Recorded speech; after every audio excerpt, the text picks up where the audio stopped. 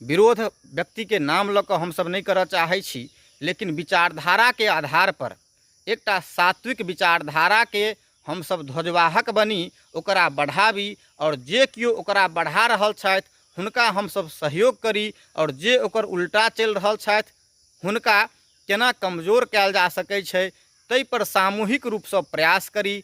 जय मिथिला, जय मातृभूमि। जय मिथिला, जय जानकी। अपन मिथिला समाज के जानकी और जगतगुरु से पहचान अछि और एतऽ के सात्विक और समृद्धि सभ्यता के एकटा अलग पूरा विश्व में मान्यता छै। लेकिन वर्तमान में कुछ एहन विरोधाभास देखऽ में भेट रहल छै जे असभ्य, अश्लील और उदंडतापूर्वक कुछ गतिविधि चलि रहल छै, जकर असर गामे गाम देखल जा रहल छै। कुछ दिन पूर्व गाम के एकटा मंदिर पर बैसल छलहुँ तो छोट छोट बच्चा सब जे छै से वही असभ्य क्रिएटर सबके चर्चा करैत छलाह। तो वही विषय में बच्चा अपन कुछ सुझाव अभियान के तहत जे ओकरा सबके केना डिमोरलाइज कयल जाए, ओकरा सबके केना रोकल जाए, ताहि लऽ कऽ हमसब जे छै से एकटा प्रयास कर रहल छी। तऽ बच्चा अपन सुझाव रखता। भाईजी मिथिला में जे क्रिएटर जे छथि गाली गलौज होइ छै, एहि पर की कहबै अहाँ भाईजी? बहुत सुंदर बौआ, ई बच्चा सब सेहो चिंतित छथि जे ई जे भऽ रहल छै से की भऽ रहल छै और किएक भऽ रहल छै।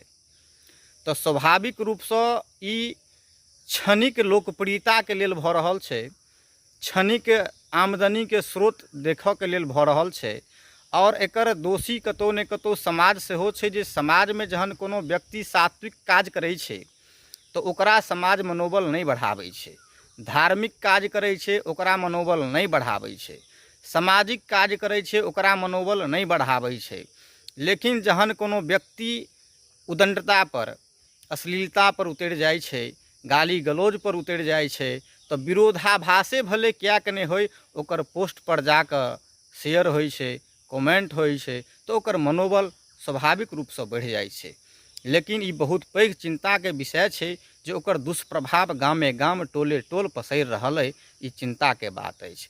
ताहि लऽ कऽ सब मिथिलावासी सँ हमसब विनम्र निवेदन करब जे अपन जे मिथिला के जानकी और जगतगुरु के भूमि अछि, जे पूरा विश्व के शांति, स्नेह, सौहार्द के एकटा संदेश दैत अछि, ओतऽसँ जे किओ व्यक्ति ई नकारात्मक संदेश समाज के दै छथिन हुनकर मनोबल तोड़ै के लेल जे कुछ करऽ पड़तै से करबाक चाही।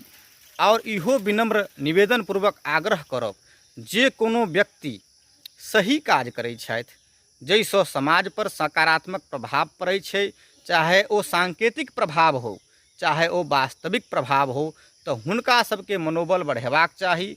और बहुत बहुत धन्यवाद एहि बौआ के जे ई चिंता जाहिर केलथि और ई चिंता जाहिर केलथि तऽ हमहूँ अपन कर्तव्य बुझैत एहि चीज के प्रतिमात्मक विरोध करै लए, विरोध व्यक्ति के नाम लऽ कऽ हमसब नहीं करऽ चाहै छी, लेकिन विचारधारा के आधार पर एकटा सात्विक विचारधारा के हमसब ध्वजवाहक बनी, ओकरा बढ़ाबी और जे किओ ओकरा बढ़ा रहल छथि हुनका हमसब सहयोग करी और जे ओकर उल्टा चलि रहल छथि हुनका केना कमजोर कयल जा सकै छै ताहि पर सामूहिक रूपसँ प्रयास करी।